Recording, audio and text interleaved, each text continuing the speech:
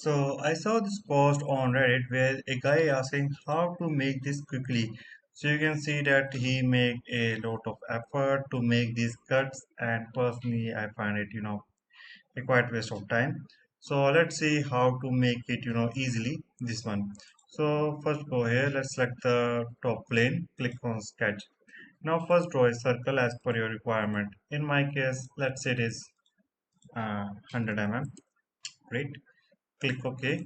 Now what I will do, uh, I will draw a line like this.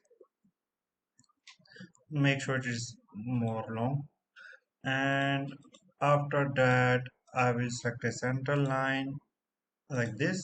Escape.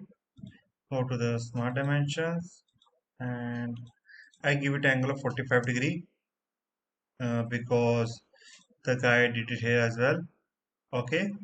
And what I will do next to it, uh, let's escape. Let's move it a little bit further. Let's say here. Okay.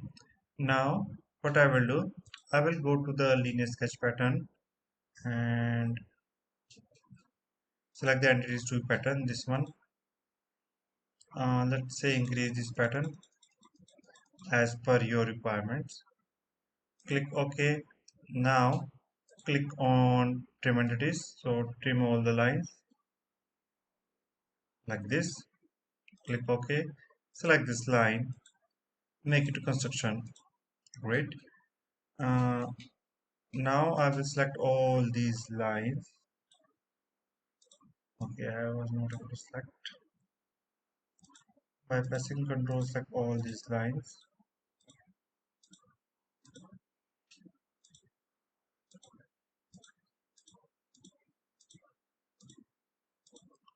Now what I will do, I will go to the offset entities and click on bidirectional, click on cap ends, reduce its thickness to 2 mm.